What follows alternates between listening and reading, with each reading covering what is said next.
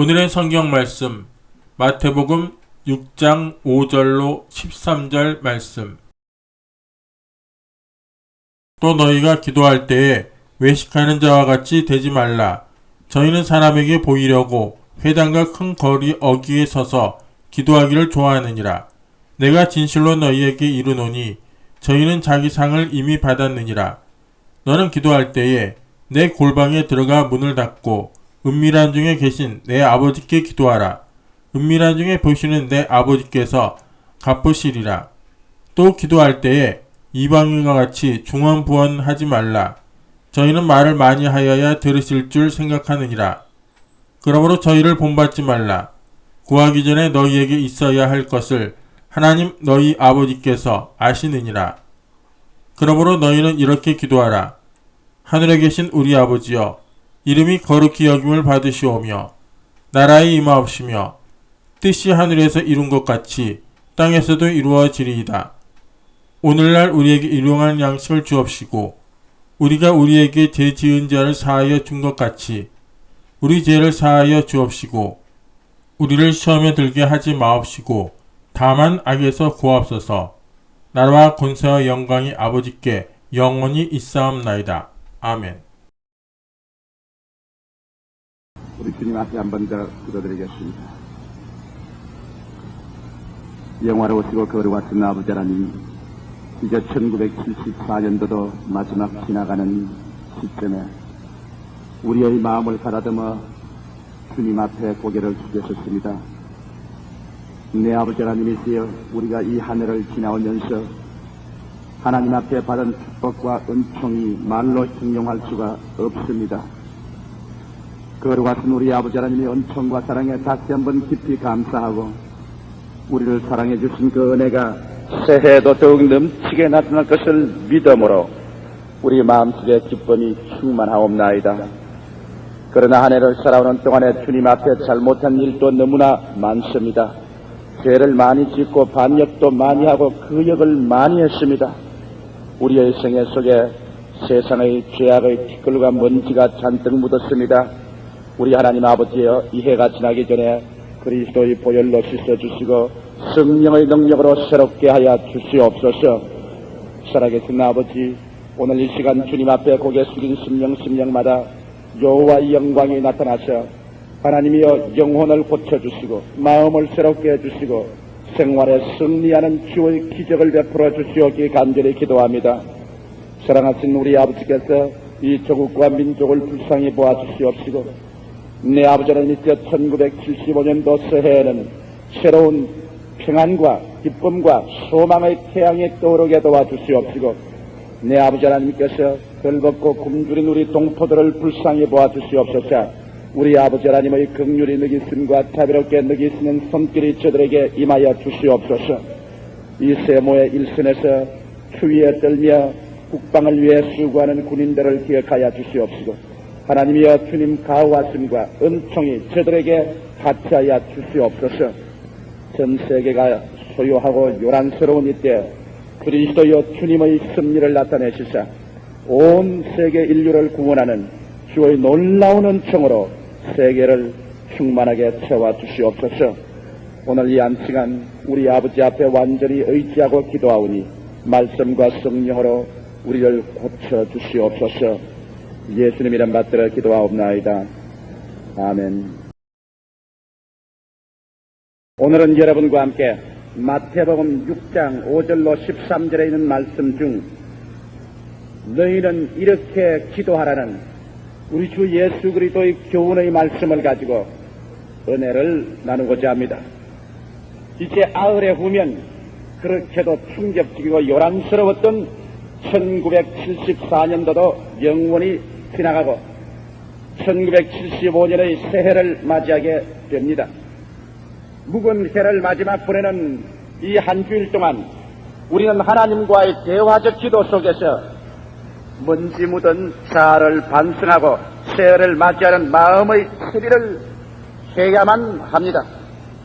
그러기 위해서 주 예수께서 가르쳐 주신 기도문보다 더 이상 우리의 영혼을 맑혀주고 우리의 갈 길을 밝혀주고 마음의 자세를 바로 잡는 데 더 큰 도움이 되는 말씀이 없는 줄로 저는 확신합니다. 이러므로 오늘 이 시간 여러분과 함께 주기도문을 생각하고 고요히 기도하는 마음을 가짐으로 말미암아 지나온 1년을 돌이켜보고 나아갈 한 해의 새로운 지표를 얻고자 합니다. 이 세상에 태어난 사람 중에 일생을 살면서 그가 예수를 믿는 사람이든 아니 믿는 사람이든 한 번도 기도해보지 않은 사람은 없습니다. 세계 가장 철두철미한 무신론자요, 반신론자요, 살신자였던 니체도 그의 젊었을 때는 열화 같은 기도를 하나님께 드렸습니다. 아, 마음의 고뇌여, 눈물의 강이여, 뜨거운 소원이여, 전능한 하나님이여, 그대는 어디 있나이까? 그는 몸부림치며 하나님께 기도한 적이 있었던 것입니다. 이와 같이 기도는 우리 사람들이 호흡하는 것처럼 우리 인생의 세상에 사는 동안 영혼의 호흡으로서 피할 수 없이 우리는 기도하게 되는 것입니다. 그러나 이 수많은 기도가 하나님께 상달되는 기도가 있음과 동시에 상달되지 않은 기도가 있습니다. 그 기도가 창조와 생산을 가져오는 위력이 될 수도 있고 공기만 진동하고 사라져버리는 음파에 불과한 기도도 있는 것입니다. 오늘 주 예수께서 우리에게 가르치는 기도는 어떻게 하면 하나님과의 진정한 대화의 세계를 열 수 있는지, 어떻게 하면 하나님께 상달될 수 있는 기도를 할 수 있는지, 어떠한 순수로서, 어떠한 자세로서, 어떠한 철학으로서 기도해야 될지, 기도에 대한 가장 근원적인 우리 인간의 질문에 대한 하나님의 궁극적인 해답을 우리에게 제시해주고 있는 것입니다. 저는 오늘 주기도문을 네 부분으로 분류해서 참으로 역사하는 창조적인 힘을 발휘하는 참된 기도를 할 수 있는 지침을 여러분에게 제시해드리고자 합니다. 첫째로 주님의 기도에 보면 하늘에 계신 우리 아버지여 이름이 거룩히 여김을 받으시오미로 출발하고 있는 것입니다. 이것은 제일 먼저 우리에게 삶의 궁극적인 자세를 이 기도문은 밝히 보여주고 있는 것입니다. 수없이 많은 사람들이 이 땅에 살면서 삶의 궁극적인 목적과 자세를 상실하고 삽니다. 우리가 주기도문을 제일 먼저 외울 때 하늘에 계신 우리 아버지 할 때 마음속에 심각한 파도가 부딪혀오지 않습니까? 우리는 지상에서 우리를 낳아준 아버지를 향해서 우리 아버지라고 말합니다.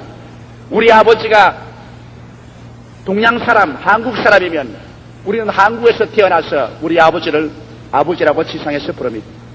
우리 아버지가 만일 미국 사람이요, 구라파 사람이면 우리는 우리 소속이 미국이나 구라파 사람의 소속이 될 것입니다. 아버지의 이름을 부를 수 있다는 것은 바로 내 소속을 밝히는 것입니다. 한국 사람이 아버지면 우리는 한국 사람입니다. 미국 사람이 우리 아버지면 우리는 미국 사람입니다. 불란서 사람이 우리 아버지면 우리는 불란서 사람입니다. 그런데 우리가 이 지상에 살면서 머리를 숙여 기도할 때마다 하늘에 계신 우리 아버지라고 기도할 수 있다면 여러분과 내 마음속에 이 말씀이 갖다주는 충격이 클 것입니다. 이것은 무엇을 말합니까? 우리는 한국 사람도 미국 사람도 불란서 사람도 지상의 어떤 사람도 되기 전에 먼저 우리는 하늘나라 사람이요, 우리는 하늘에 소속된 사람이요, 우리의 영원한 고향과 집이 이 땅에 있지 아니하고 우리의 본적이 하늘에 있으며 우리의 집이 하늘에 있으며 우리는 이 땅을 경연과 나그네와 같이 지나가는 과정에 있는 사람이라는 것을 이 한 구절의 기도문은 우리에게 분명히 가르쳐주고 있는 것입니다. 여러분의 아버지가 하늘에 계시면 여러분의 본적지는 하늘인 것입니다. 여러분의 고향도 하늘인 것입니다. 여러분이 가야 될 곳도 하늘인 것입니다. 그러므로 우리의 궁극적인 관심사, 궁극적인 삶의 자세가 하늘나라를 중심으로 해야 되겠다는 것은 말로 다 할 수가 없는 것입니다.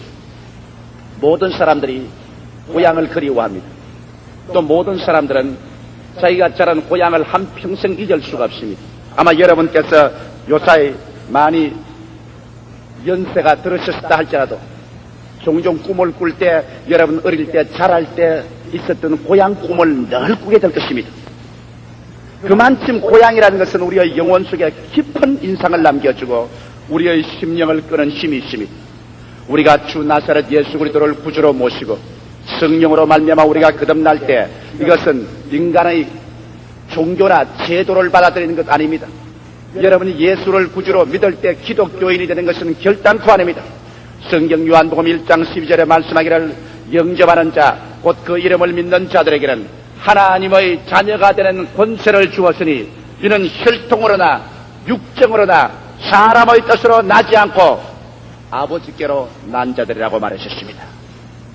위에 아버지께로부터 우리가 태어났기 때문에 우리는 하나님을 향하여 아버지라고 부를 자격이 있습니다.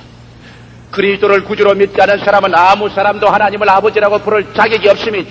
그는 아버지께로 태어나지 않았기 때문에 아버지라고 할 수 없습니다. 그러나 우리가 예수 그리스도를 믿어 성령으로 말미암아 위에서부터 태어났기 때문에 이제는 기도할 때 머리를 숙여 하늘에 계신 우리 아버지라고 기도하므로 참된 우리의 소속을 밝히고 거기에 대한 깊은 각성을 가져오게 되는 것입니다. 여러분께서 하늘나라에 속한 사람이라면 지상의 포로가 되어서는 안 됩니다. 일순간이라도 하루라도 세상에 썩어질 육신의 정욕과 안목의 정욕과 이성의 자랑의 포로가 되어 이 세상에 주저앉는 자녀가 되어서는 안 됩니다. 우리는 이 땅에서 태어나 아버지 계신 본적지를 향해서 매일같이 걸어갑니다. 그렇기 때문에 베드로 같은 사도는 말하기를 우리를 불러 말하여 행인과 나그네 같은 너희들아 그와 같이 말하시죠. 사도 바울 선생은 히브리서에서 이 땅에 우리가 그할 영원한 도성이 없고 우리는 본향을 찾아가는 사람들이라고 말하셨습니다. 예수님께서 친히 이 땅에서 말씀하시기를 내가 너희를 위하여 처소를 예비하러 가노니 가서 처소를 예비하면 다시 와서 나 있는 곳에 너희도 함께 있게 하리라고 말씀하신 것입니다. 이러므로 여러분 우리가 정말 하나님의 응답받는 기도를 하려고 하면 여러분의 궁극적인 관심사 참된 우리의 소속에 관한 분명한 각성이 있어야만 됩니다. 이 땅에서 잘 먹고 잘 입고 잘 살고 이 땅에서 내 정욕만 누리겠다는 그러한 심사에서 아무리 부르짖어 기도해봤자 그런 소속이 분명하지 않는 국적이 없는 선박과 국적이 없는 비행기처럼 아무에도 기착할 수 없는 것처럼 그 기도는 기착할 곳이 없게 되는 것입니다. 여러분께서 분명한 소속에 대한 깊은 각성으로 말미암아 뭐라고 말해도 어떠한 먼지 투성이 속에 어떠한 진흙구덩이에 빠져도 나의 소속은 하늘에 계신 아버지에게 나는 그 나라로 간다. 그것이 나의 궁극적인 목적이요 관심사요 그것이 내 고향이다. 그리고 내가 이 땅에 사는 모든 것은 그 나라에 가기 동안에 필요한 액세서리에 불과하다. 무엇을 먹을까 무엇을 입을까 무엇을 마실까가 나는 궁극적인 목적이 아니다. 나는 그 나라와 그 일을 먼저 구한다. 그것을 구하면서 사는 동안에 이 땅에 나의 사명을 다하기 위해서 나는 여러 가지 일을 기도한다. 이런 마음의 자세가 이루어지기 전에는 우리의 기도는 힘이 없는 기도가 되고 말 것인 것입니다. 그러므로 여러분께서 기도할 때마다 제일 먼저 출발이 여러분의 참된 소속에 관한 각성을 가져오는 기도입니다. 하늘에 계신 우리 아버지여. 그 다음 나라에 임하옵시며 그렇게 기도문은 계속하고 있습니다. 나라에 임하옵시란 말은 무엇인 것입니까? 우리는 지금 세상 나라에 살고 있는 것입니다. 이 세상 나라는 아담과 하와 이후로 마귀에게 빼앗긴 나라인 것입니다. 원래 하나님께서 이 세상을 아담과 하와에게 주었지만은 아담과 하와가 그 주어진 나라와 영광을 가지고 마귀에게 복종함으로 말미암아 이 세상 모든 부귀와 영광은 악마의 손에 들어가 버리고 말았습니다. 그렇기 때문에 사도 요한 1서에 그가 말하기를 온 세상은 악한 자에게 속하였다고 말했습니다. 이러므로 이 세상 나라는 지금 완전히 하늘나라가 아닙니다. 이 나라의 정치, 경제, 교육, 문화 모든 제도는 하나님께로부터 관심을 빼앗아 이 세상 세속적인 세계로 이끌어들이려는 악마의 영향력 아래 놓여 있는 것입니다. 오늘날 세상에 있는 어떠한 인간이 세우는 정치, 경제, 교육, 문화, 제도, 인간, 일단 그 제도는 모두 다 예수 그리스도에게서 관심을 빼앗아 세속으로 이끌어가려는 제도로 전락해가고 있는 것입니다. 그리고 무엇이든지 그리스도 예수께로부터 관심을 빼앗아가는 일은 하나님의 성령의 역사가 아니고 악마의 역사인 것입니다. 이것을 우리는 잊지 말아야 되는 것입니다. 그렇기 때문에 우리가 오늘날 이 땅에 하나님께서 살려놓은 근본적인 삶의 사명은 이와 같이 세상의 모든 제도 속에서 그리스도 예수의 영광을 빼앗아가고 이 세상에 속해서 구원의 도리를 얻지 못하게 하는 이 사람들에게 하늘나라를 확장하는 복음 전파의 역사를 나타내는 것이 우리의 근본 사명인 것입니다. 우리는 이 땅에 하나님께서 심어놓은 것은 이 땅에서 전쟁하기 위해서 심어놓은 것입니다. 모든 이 땅에 있는 사람들의 가슴 속에 예수 그리스도의 복음을 전감으로 말미암아 하늘나라를 확장하기 위해서 우리는 살고 있는 것입니다. 이러므로 우리의 기도의 전체는 하나님이여 하늘나라를 이 땅에 임하시게 하옵소서. 이것이 우리의 기도가 되어야 되는 것입니다. 예수님의 제자들이 그리스도가 부활하시고 난 다음 그리스도를 만나서 주여 주께서 하늘나라를 이스라엘을 세울 때가 이때니까 말할 때 그 때와 그 시는 너희가 알 바가 아니요 너희는 연날이 못되어 하나님께로부터 성령의 은혜를 받으리라고 말하십니다. 그리고 예루살렘과 온 유대와 사마리아와 땅 끝까지 이르러 내 증인이 되라고 말하셨습니다. 제자들은 당장 하늘나라를 이 땅에 세워달라고 말할 때 예수께서 대답하신 것은 그 하늘나라가 이루어지는 길이 바로 너희가 성령의 능력으로 말미암아 땅 끝까지 가서 그리스도의 복음을 전파하여 사람들의 심령 속에 하늘나라가 임하게 하는 이것이 바로 그리스도의 나라를 임하게 하는 길이라는 것을 말씀해 주은 것입니다. 이러므로 예수 믿는 우리들이 이 땅에서 살아있는 유일한 이유는 사명은 우리가 어느 곳에 있든지 예수 그리스도의 나라가 임하시게 하기 위해서 사람들 심령 속에 그리스도의 나라를 전파하는 것입니다. 물리적인 환경 속에서 정치적인 조직으로 하늘나라는 아직 임하지 않았지만은 하늘나라는 비밀 중에 성령의 능력으로 말미암아 우리의 한 사람 한 사람 인간의 마음 속에 우리의 복음 전도를 통해서 임하여 가고 있는 것입니다. 오늘 이 시간 여러분 속에 예수를 구주로 믿으셨으면 아멘 하십시다.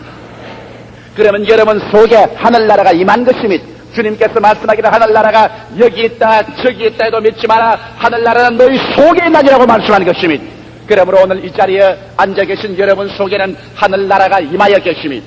이 하늘나라가 임하여 있는 우리들은 나아가서 또 다른 사람들 속에 하늘나라가 임하게 해야 되는 것입니다. 이래서 충만한 수가 들어올 때까지 하늘나라를 임하게 하시면 진실로 그 백성을 위해서 하나님은 물리적이요 제도적이요 정치적이요 환경적인 하늘나라가 이 땅에 임하게 하실 것입니다. 이러므로 우리의 삶의 궁극적인 자세는 참된 우리의 소속이 아버지께 있으며 우리가 이 땅에 사는 삶의 사명이 복음 전파에 있다는 것을 알아야만 되는 것입니다.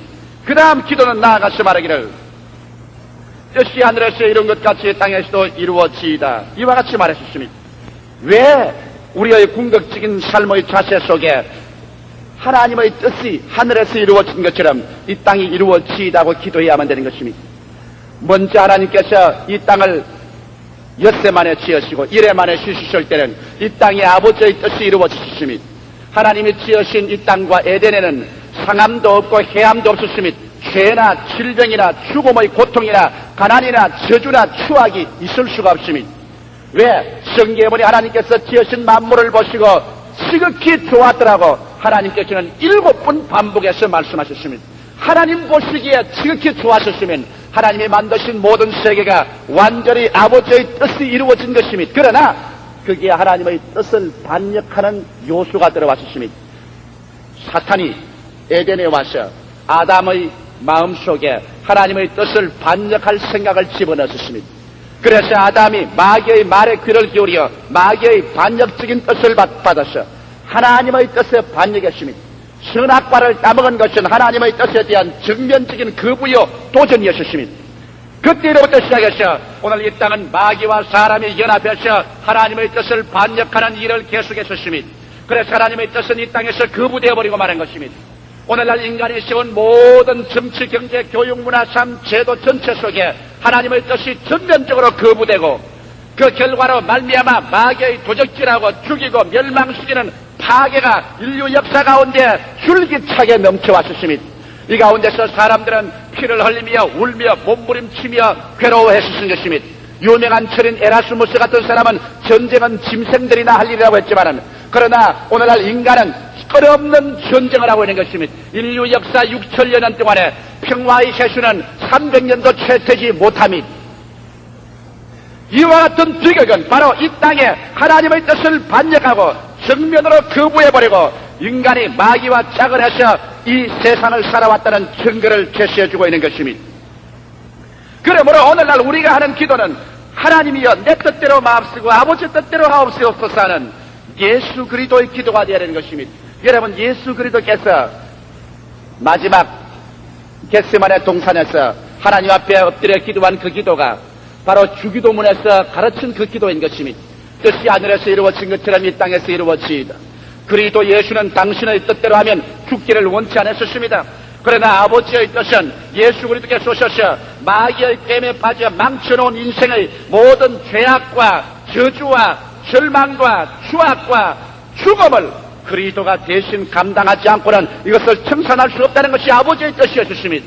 그리스도가 아버지의 뜻에 부딪혔을 때 그리스도는 아버지의 뜻을 거역할 수도 있고 이것을 반역해버릴 수도 있지만은 그리스도는 엎드려 말하기를 내 뜻대로 마옵시고 아버지의 뜻대로 하시옵소서. 아버지의 뜻을 그 그릇 속에 받아들였습니다. 그런 자기의 생애 속에 아버지의 뜻을 받아들이고 자기의 생애를 아버지의 뜻에 굴복하자 말자 아버지는 예수 그리스도의 그릇 속에 이 세상에 인류가 저지르는 모든 죄악을 다 주워 담고 모든 불의와 추악과 저주와 절망과 죽음과 질병을 다 예수의 그릇에 주워 담아 십자가에 얹어놓고 창세 이후로 가장 무서운 아버지의 분노와 심판으로 그 그릇을 켜버리고 말한 것입니다. 예수님이야말로 바로 그 그릇 속에 여러분의 저주를 담은 사람입니다. 여러분의 죄악을 담당한 사람입니다. 그는 우리의 불의와 추악을 걸머졌습니다. 이러므로 그리스도 오시기 벌써 600여 년 전에 이사야는 이 사실을 보고 성령으로 말미암아 예언해서 말하기를 저가 찔리면 우리 허물을 남이요 저가 상하면 우리 죄악을 남이라 저가 징계를 받음으로 우리가 평화를 누리고 저가 채찍에 맞음으로 우리가 나음을 입었도다. 우리는 다 그렇행하여 어린 양같이 각기 제 길로 갔거늘 여호와께서는 우리 무리의 죄악을 그에게 담당시켰다고 말하셨습니다. 그러므로 예수께서 우리의 모든 죄를 하나님의 뜻을 통해서 다 걸머주실 때는 사람의 모습이 되지 않고 뱀의 모습이 되셨습니다. 예수께서 친히 요한복음에 말씀하기를 모세가 광야에서 뱀을 든 것 같이 인자도 들려야 하리라고 말한 것입니다. 자기의 십자가에 못 박힌 모습을 뱀에 비유하는 것입니다. 뱀이란 사탄인 것입니다. 사탄이란 하나님의 뜻을 거역하고 반역한 것입니다. 얼마나 하나님의 뜻을 거역하고 반역한 죄악을 다 덜머졌던지 예수님이 아버지 앞에 심판을 받을 때 마귀가 심판을 받듯이 죄인이 심판을 받듯이 처참한 심판을 받으셨습니다. 성경 어느 곳을 보아도 예수께서 하나님을 하나님이라 부른 곳이 없습니다. 아버지 하나님이라고 불렀지. 언제나 아버지라는 다정한 칭호가 있었는데 예수께서 아버지란 이름을 부를 고난을 빼앗긴 곳이 있습니다. 그가 십자가에 못 박히셨을 때는 하나님은 아버지가 아니었습니다. 엄미한 심판주였습니다. 그렇기 때문에 예수께서 십자가에서 기도는 하나님이여 하나님이여 어찌하여 나를 버리시나이까 그런 아버지라고 부를 권리조차 빼앗겨버리고 말한 것입니다. 그러나 예수께서 6시간 만에 그 모든 인간의 죄악을 다 청산하고 마지막 죽는 순간에는 하나님이 변하여 다시 아버지로 돌아섰습니다. 아버지여 내 영혼을 아버지께 부탁하나이다라고 말한 것입니다. 하나님이라는 이름과 아버지라는 이름이 그렇게 차이가 있는 것입니다. 그래서 아버지의 뜻이 예수의 생애 속에 이루어질 때는 어떻게 하셨습니까? 예수 그리스도의 생애를 통하여 하나님은 모든 인류의 죄악을 청산해버리셨습니다. 모든 질병을 청산해버리셨습니다. 저주를 멸해버리셨습니다. 사망을 철폐했습니다. 마귀의 권세를 멸하셨습니다. 진실로 그리스도 예수의 생애 속에서 하늘에서 아버지의 뜻이 이루어진 것처럼 땅에서 다 이루어졌던 것입니다. 여러분 보십시오. 그러므로 오늘날 죄악은 하나님의 뜻이 아니라 마귀의 뜻입니다. 질병은 하나님의 뜻이 아니라 마귀의 뜻입니다. 저주는 하나님의 뜻이 아니라 마귀의 뜻입니다. 죽음은 하나님의 뜻이 아니라 사망의 권세를 잡은 자는 마귀인 것입니다. 이러기 때문에 우리 하나님께서는 우리가 기도할 때 뜻이 하늘에서 이루어진 것 같이 땅에서 이루어지이다. 이와 같은 기도를 하라는 것입니다. 우리의 뜻을 우리 하나님께 굴복시키고 주님 중심으로 살게 될 때 오늘날 또 하나님께서는 말씀과 성령을 통하여 여러분의 생애 속에 하나님의 뜻을 이루기를 원하시고 계신 것입니다. 예수의 일생을 보십시오. 그리스도께서 3년 반 동안 공생애를 사는 동안에 아버지의 뜻이 이루어진 장면을 보기를 원합니까? 그리스도는 가는 곳마다 죄악을 파괴했습니다. 그리스도의 모든 생애는 아버지의 뜻이 나타난 생애였는데 그런 죄를 미워하셨습니다. 죄를 용서하셨습니다. 죄가 그리스도 앞에 서지 못하게 하셨습니다. 그러나 그런 죄인을 불쌍히 여기고 사랑해서 건져주고 용서해 주었습니다. 그리스도와 어느 곳에 가더라도 여러분 병을 내버려 둔 것 보았습니까? 그리스도는 바로 아버지의 뜻이 나타난 분이었는데 그런 가는 곳마다 사람을 고통을 주고 찢고 죽이는 질병을 대적해 했습니다. 주님은 가는 곳마다 안전뱅이, 줄름발이, 기머거리, 벙어리, 장님들을 고쳐주었던 것입니다. 주께서 병을 미워하셨습니다. 아버지의 뜻은 병을 가져오는 것이 아버지의 뜻이 아닙니다. 그런 병자를 불쌍히 여기서 고쳐주는 것입니다. 예수님이 가는 곳마다 마귀와 짜가는 것 보았습니까? 마귀는 가는 곳마다 그리스도에게 대적해서 일어났고 그리스도는 가는 곳마다 마귀를 내어 쫓아 그 묶음에서 사람들을 자유롭게 해준 것입니다. 아버지의 뜻은 마귀의 모든 파괴적인 억압에서 여러분을 자유케 하는 것이 그 뜻인 것을 보였었습니다. 예수께서 장례식 치르는 것 보았었습니까? 예수님은 가는 곳마다 죽은 자를 살려버렸지 주님께서 장례식을 치른 적은 한 번도 없습니다. 성경 전체를 살펴봐도 예수께서 장례식 설교를 한 적은 없습니다. 왜? 아버지의 뜻은 사망에 있지 않고 생명에 있습니다. 지금은 아직 하나님의 때가 이르지 아니하였으므로 우리가 매일같이 아버지의 뜻이 하늘에서 이루어지신 것처럼 이 땅에 이루어지려고 기도하고 주님을 중심으로 살게 될 때 성령으로 말미암아 하나님의 뜻이 우리의 개인의 생애 속에 천 열매로 이루어질 것입니다만 그날에 주께서 호령과 천사장의 고함과 하나님의 나팔로 진열로 쫓아 강림하실 때 주 안에서 죽은 자들이 먼저 일어나고 살아남은 우리들이 변화되어 공중으로 끌려 올라갈 때 그래서 하나님께서 만물을 새롭게 하여 새 하늘과 새 땅을 지으시고 새 예루살렘이 임하게 하실 때 그때는 이 땅에 하나님의 뜻이 온전히 이루어질 때인 것입니다. 그날에는 눈물과 근심과 탄식과 죽음과 아픈 것이나 곡하는 것이나 이별하는 것이 없을 것입니다. 여러분, 이 완전한 아버지의 뜻이 이루어진 세계 속에 들어가서 다시는 늙지 아니하고 젊지 아니하고 예수 그리스도의 모습을 닮아서 저주가 사라진 세상, 죽음과 이별이 없는 세상, 미움과 전쟁이 없는 세상, 배고픔과 슬픔이 없는 세상에 영원토록 살 것을 한번 생각해 보십시오. 이와 같은 특권이 얼마나 놀랍고 얼마나 기막힌 것을 생각해 보십시오. 이 세상에 잠시 동안 육신의 장락 때문에 이 위대한 하나님의 초청을 거부하고 발길로 차버린다는 것은 그보다 더 비극적인 사건이 이 세상에는 없을 것입니다. 이러기 때문에 우리 주님께서는 우리의 모든 생애 속에 매일같이 역시 하늘에서 이루어진 것처럼 이 땅에서 이루어지다고 기도하라는 것입니다. 그래서 하나님 성령으로 말미암아 이 땅에 사는 동안에도 여러분에게 영혼이 잘됨같이 범사에 잘되며 강건케 하고 생명을 얻되 넘치게 얻는 하나님의 축복의 천열매라도 이 땅에서 거둘 수 있게 하기를 원하셔 하나님이 그런 기도를 하라고 말씀한 것입니다. 우리 하나님은 여러분께서 기도하셔야 응답할 수 있는 것입니다. 여러분께서 하나님께 요청해야 하나님께서는 법적으로 여러분에게 다가와서 여러분의 생애 속에 축복을 내릴 수가 있는 것입니다. 그러므로 주기도문의 가장 첫째는 삶의 궁극적인 자세를 바로 하라는 것입니다.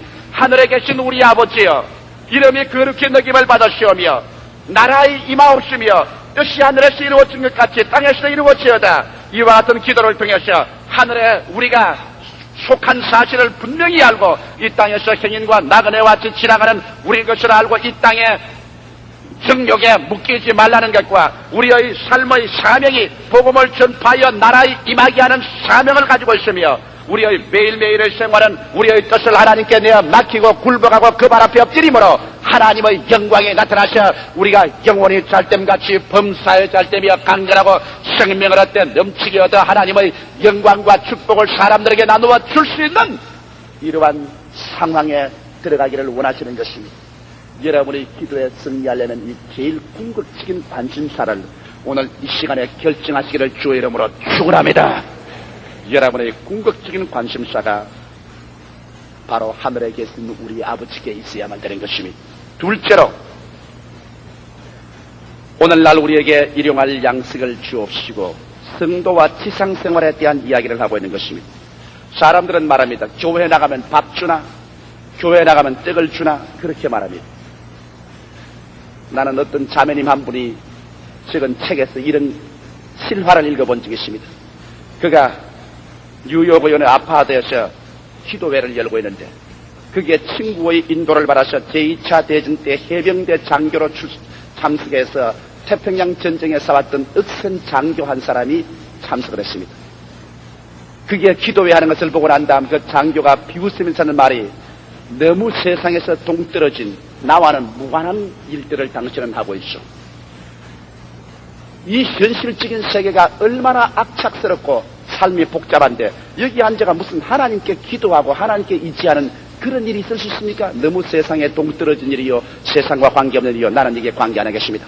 그리고 그는 그 아파트의 문을 박차고 나가버렸다는 것입니다.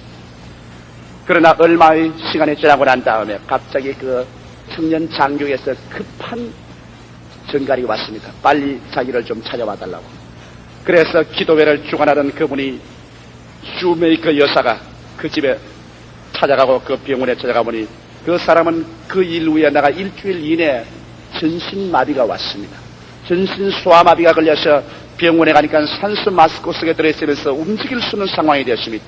그러고 난 다음 그는 이 세상에서 종교란 전혀 관심이 없으며 이 세상과 너무 연관성이 없고 허무한 것이라고 말하던 그는 이제는 예수 그리스도를 믿고 하나님을 찾는 것만이 그 생의 가장 궁극적인 관심사요 하나님의 도우심이 없이는 살 수 없는 그 처지가 된 것을 고백하게 된 것입니다.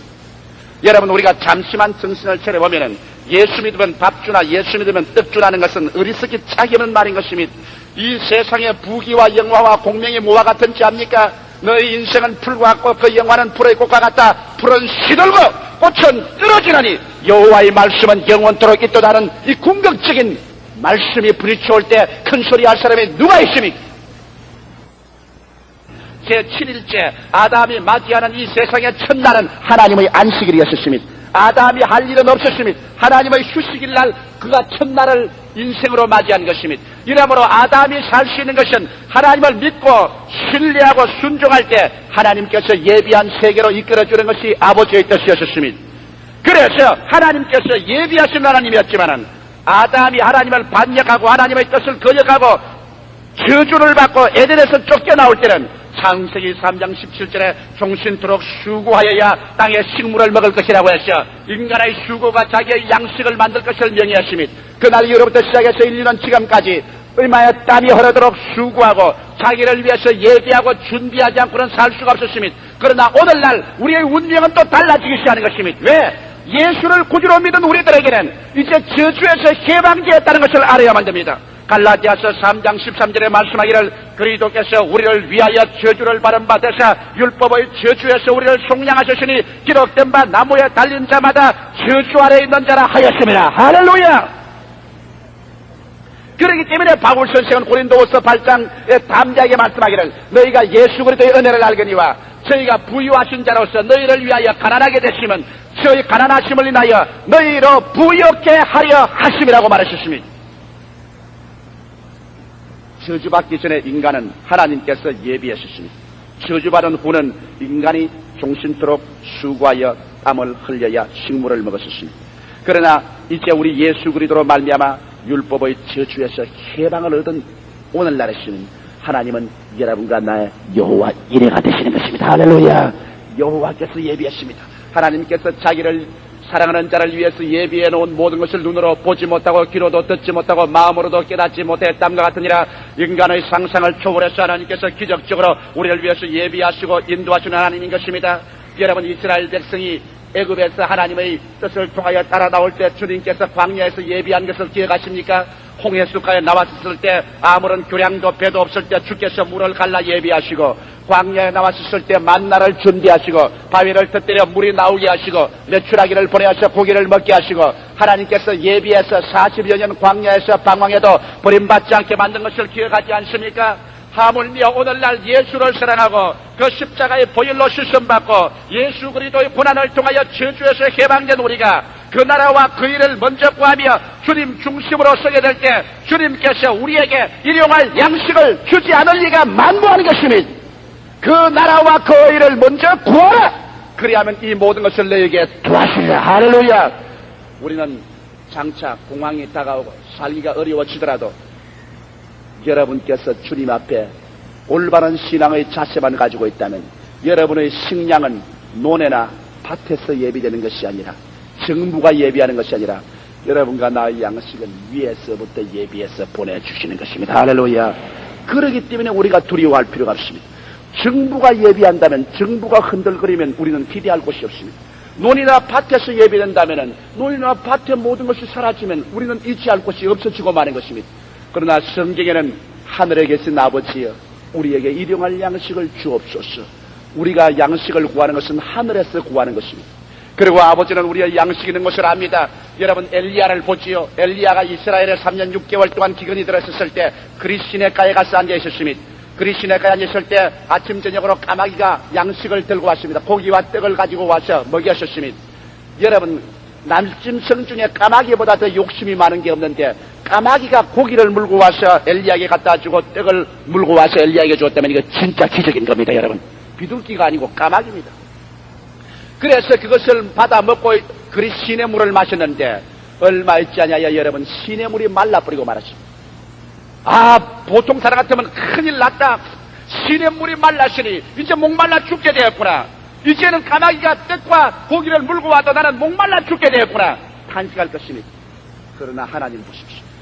그리 시냇물이 가뭄으로 말라서 마실 물이 없게 되자마자 하나님께서는 엘리야에게 말하길 엘리야야 이 자리는 끝났다. 이제는 사렙다의 과부에게로 가라. 내가 그를 명해서 너를 위하여 예비하겠다고 말한 것입니다. 한 곳에 시냇물이 마르면 하나님은 다른 시냇물을 터뜨려 놓는 것입니다. 할렐루야. 한 곳에 여러분 사업이 안 되면 하나님은 다른 사업의 문을 여시는 것입니다.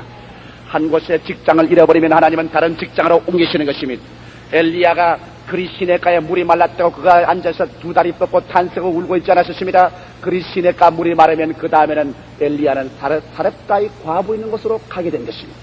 이와 같이 우리 하나님께서는 오늘날 우리에게 경제 공황이 다가오고 살기가 어려워지고 고난이 다가온다 하더라도 한 가지 길이 막히면 다른 길을 열어서라도 여러분 일용할 양식을 달라고 기도하는 당신의 자식들을 주께서 빈손 들고 돌려보내지 않을 줄 나는 믿습니다.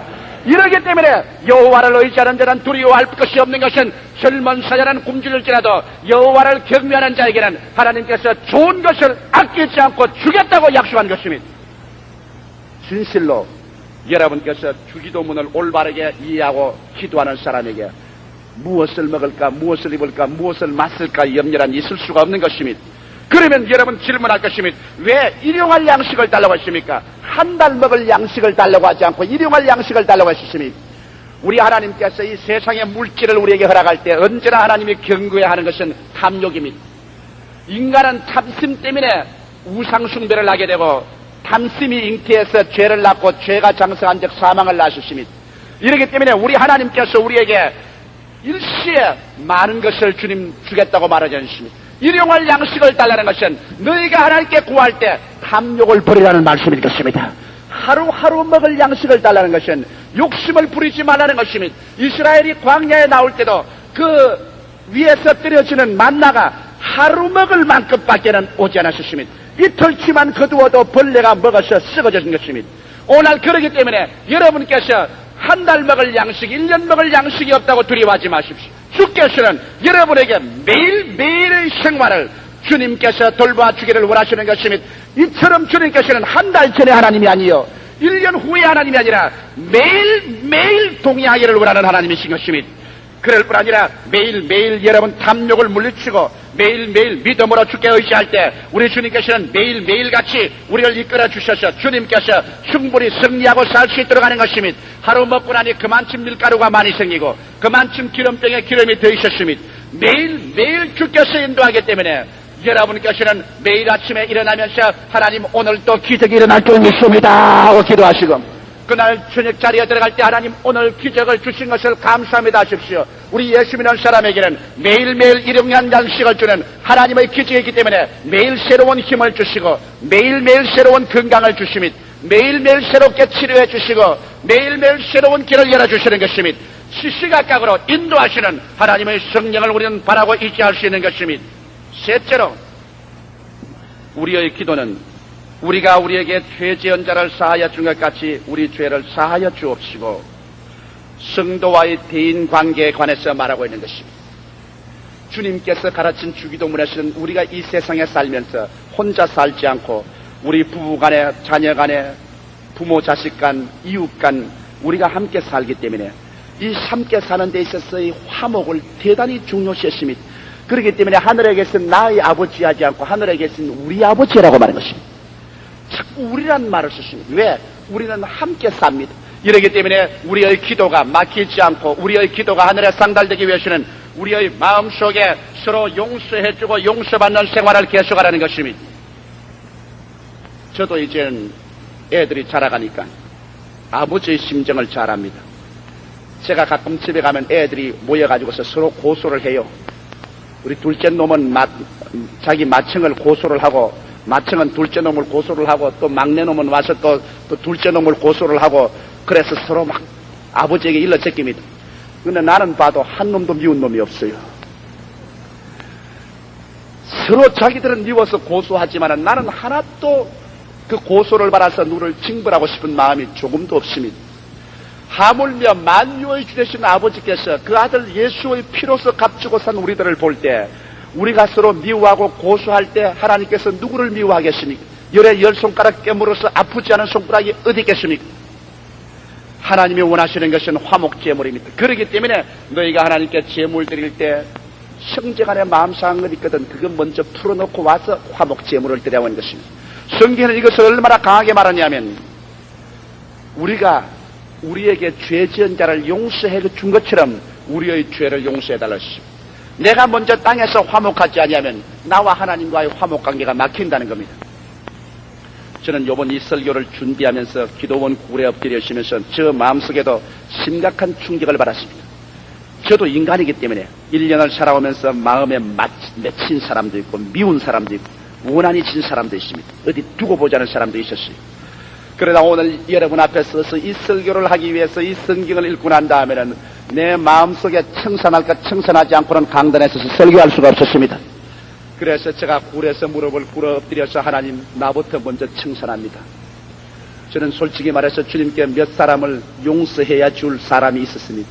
그래서 어제 비로소 저는 이 성경을 앞에 두고서 무릎을 꿇어 하나님 앞에 다 용서를 해 주었습니다. 무조건 하고 아버지여 나는 원한을 없애버립니다. 무조건 하고 용서해 줘버립니다. 예수 그리스도 이름으로 그들을 사랑하고 축복하오니 축복해 주십시오. 그러고 나니까 1년 먹은 채증이 다 내려가 버리고 말아요. 여러분 앞에 서서 매일 설교하는 목사도 이러한 것이 마음속에 묶일 때가 있습니다. 하물며 여러분 일상생활에 살면서 끊임없이 부딪히는 이 악착스러운 세상에서 여러분이 마음의 부딪힘이 얼마나 있겠습니까? 그러나 이 해를 보내면서 여러분은 주기도문은 앞에서 우리에게 죄 지은 자를 오늘 다 용서해주고 하나님께 용서받는 여러분 되시기를 주의 이름으로 축원합니다. 우리 아버지와 우리와의 교제는 먼저 용서해 줌으로 말미암아 하나님과 우리의 사이가 열린다는 것을 주님께서 말씀해주고 있는 것입니다. 그리고 네 번째로 주기도문의 마지막 장면에서 주님이 경고한 것은 성도와 흑암의 권세에 대한 것입니다. 우리를 시험에 들게 하지 마옵시고 다만 악에서 구하옵소서. 오늘 사람들은 말합니다. 귀신이 어디 있으며 마귀가 어디 있냐고 말합니다. 그러나 예수 그리스도는 이 땅에 오실 때 제일 첫 사역할 때부터 그런 광야에 들어가서 마귀에게 시험을 받았습니다. 주어 일생의 모든 목회는 끊임없이 마귀의 도전을 받았습니다. 예수께서 제 아들에게 기도를 가르칠 때 주님께서 마지막 기도에는 언제나 우리를 시험에 들지 말게 하시며 다만 악에서 구해달라고 말한 것입니다. 그렇기 때문에 우리의 일상생활에 우리는 우리를 도적질하고 죽이고 멸망시키기 위해서 우리를 노리고 있는 마귀가 있다는 것을 잊지 말아야만 되는 것입니다. 여기에 주님께서 우리를 시험에 들지 말게 하라는 것은 시험이란 단어는 두 가지 단어가 있습니다. 헬라어로 도키마조라는 단어가 있고 페이라조라는 단어가 있습니다. 도키마조라는 시험이 있고 페이라조라는 시험이 있습니다. 도키마조는 절대로 마귀가 시험하는 단어에는 도키마조를 쓴 적이 없습니다. 왜? 도키마조라는 것은 우리에게 더 큰 축복을 주기 위해서 하나님이 인정해 주기 위해서 시험을 치는 것은 도키마조입니다. 이것은 우리를 영적으로 더 낫게 하기 위해서 생활에 더 축복을 해주기 위해서 주님께서 우리를 인정하기 위하여 시험을 통과하게 하는 이것은 도키마조입니다. 이것은 우리를 파멸할 시험이 아닙니다. 그러나 성경에 거의 대다수로 마귀가 우리를 시험하는 헬라어로 단어는 도키마조가 아니고 페이라조입니다. 페이라조는 우리의 약점을 발견하기 위해서 시험하는 것입니다. 우리를 인정하기 위해서 시험하는 거라고. 우리에게 무슨 약점이 있는가? 약점을 발견하기 위해서 시험을 해서 약점이 발견하면 달라들어서 그걸 가지고서 물고 찢고 도둑질하고 죽이는 것은 페이라소인 것입니다. 이 성경에 우리를 시험에 들지 말라는 것은 우리의 약점을 발견하여 우리를 짓밟고 우리를 찢어버리는 마귀의 페이라소를 말하는 것입니다. 오늘날 여러분, 우리는 약점이 많습니다. 그렇기 때문에 이 약점을 마귀가 타고서 우리를 얽어매서 우리를 파괴할 수 있습니다. 매일같이 기도할 때 하나님이여 우리를 시험에 들지 말게 없소서. 우리의 약점이 마귀에게 발견이 되어서 이로 말미암아 얽히고 썩혀 찢기는 일이 없게 해달라고 기도하라고 성경은 말하고 있는 것입니다. 그러고 난 다음 우리의 약점이 바로 탐욕인 것입니다. 언제나 여러분, 인간의 탐욕이 가장 무서운 약점입니다. 아담과 하와도 탐욕 때문에 에덴을 빼앗겼고, 예수님을 시험할 때도 먹음직하고 부함직하고 마음에 얽혀 탐스럽게 한 그와 같은 탐욕을 가지고 그리스도를 시험했었습니다. 오늘날도 여러분이 욕심이 잉태하면 죄를 낳고, 죄가 장수하면 사망을 낳습니다. 여러분이 사업을 할 때도 욕심으로 하지 마십시오. 여러분께서 어떤 계약을 할 때도 욕심이 앞서서 하지 마십시오. 욕심이 잉태하면 죄와 사망이 다가오는 것입니다. 욕심하지 말고 평상심 시도로 마음의 평상심을 가지고 하나님의 영광을 위해서 욕심 없이 하는 일은 파멸되지 않냐는 것입니다. 그렇기 때문에 주께서 우리에게 기도를, 하나님이여 우리에게 약점을 발견하여 파멸시키는 이와 같은 시험에 들지 말게 하옵소서. 매일 기도하라는 것입니다. 마귀는 이 약점을 찾기 위하여 매일 노리게 되는 것입니다. 그리고 다만 악에서 구하옵소서. 이 말은 헬라 원어로는 다만 마귀에게서, 악한 자에게서 구하옵소서 하는 것입니다. 마귀가 우리의 약점을 발견하여 잡히기만 하면 도적질하고 죽이고 멸망시키려 하기 때문에 매일같이 우리 기도가 끝마칠 때는 아버지여 약점에서 우리를 보호하여 주시옵시고 마귀의 손에 잡혀서 파멸되지 않게 하여 주시옵소서. 이 기도를 매일같이 하라는 것입니다. 처음 기도는 아버지 하나님을 불렀지만은 마지막 기도의 끝은 언제나 우리의 약점을 지켜주시고 마귀에게서 우리를 보호해달라고 기도하라고 말하는 것입니다. 여러분, 사람이 살다가 자기의 약점이 노출되어 마귀에게 꼬리를 잡히고 나면 그만큼 비극적인 것은 없습니다. 마귀에게 끌려다니며 체민 상실 다하고 온갖 마음의 고통과 괴로움은 도저히 보상할 수 없을 만한 슬픔을 당합니다. 마귀는 일단 사람을 낚시에 걸었다고 말하면 온 입술과 혀가 다 찢어지도록 그를 잡아 당기는 것입니다. 기도는 싸움입니다, 여러분. 다니엘은 20하루 동안 기도해서 20하루 만에 그 기도가 마귀의 진을 꿰뚫고서 하나님께 상달된 것입니다. 사도 바울 스승은 에베소서 6장에서 기도를 실험, 즉 레슬링이라고 말했습니다. 텔레비 화면에서 여러분 레슬링 하는 거 보았지 않습니까? 기도를 통하여 여러분은 악마와 레슬링을 해서 악마를 누르고 하나님께 응답받는 기도를 얻게 되는 것입니다. 기도를 방해하는 세력이 우리 가운데 끊임없이 있습니다. 그렇기 때문에 성경은 기도의 힘쓰라고 말했습니다. 오늘날 통성기도하는 것을 보고 흉보는 사람이 있는데 어리석은 사람인 것입니다. 왜? 그가 여러분 통성기도를 못한다는 것은 그만큼 마귀에게 눌려있다는 증거인 것입니다. 여러분께서 통성으로 기도해서 기도가 넘쳐나오는 것은 그만큼 벌써 마귀의 진을 꿰뚫고 있다는 증거인 것입니다. 오늘날 교회가 기도할 때 고요하고 잠잠하면 그 교회 자체가 영적으로 마귀에게 눌려있는 것입니다. 그러나 여러분께서 그 마귀의 진을 해치고 나면은 여러분의 기도가 폭포처럼 솟아오르게 되는 것입니다. 이렇기 때문에 성경은 말하기를 너희는 여호와께 부르짖으라고 말하셨습니다. 그리하면 제가 응답하겠다고 말씀하셨습니다. 이러기 때문에 우리 교회는 제가 통성기도를 시킵니다. 통성기도하기를 원합니다. 여러분 제일 처음 통성기도하려고 할 때 얼마나 힘이 든지 압니까? 무서운 영적인 압력이 와서 내 기도문이 열리지 않고 입이 들어붙는 것입니다. 그러나 성령의 능력으로 이 악의 세력을 물리치고 나면은 기도문이 열리기 시작하는 것입니다. 오늘 예수 그리스도의 우리에게 가르친 기도는 우리 삶의 근본적인 자세와 우리 생활의 철학을 보여준 것입니다. 저는 이것을 총정리해서 말씀해드리고 오늘 설교를 끝마치겠습니다.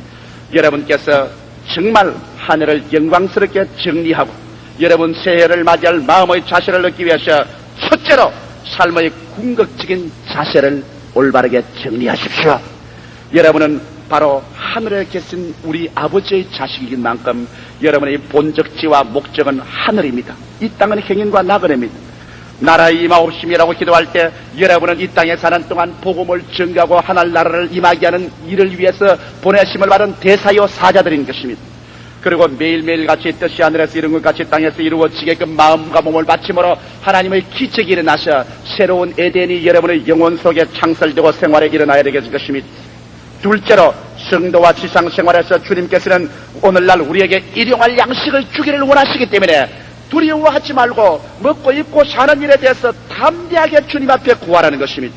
세 번째로 성도와 대인관계에서 여러분은 항상 성도를 서로 용서해 준 것처럼 용서를 받고 하나님과 화목관계에 있을 것을 말해주는 것입니다. 그리고 네 번째로 성도와 흑암의 권세의 관계에서 우리는 매일매일 같이 우리의 약점을 하나님께서 붙들어 주시고 마귀의 손에 떨어지지 않도록 해달라는 기도와 간구를 주님께 드리라는 것입니다.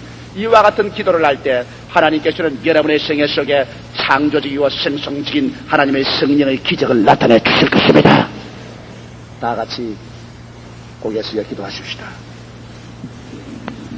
살아계시고 거룩하신 아버지 하나님, 이제 우리는 이래 아흘에 후면 그렇게도 충격적이고 요란스러웠던 1974년도도 보내고 1975년의 새해를 맞이하게 되옵니다.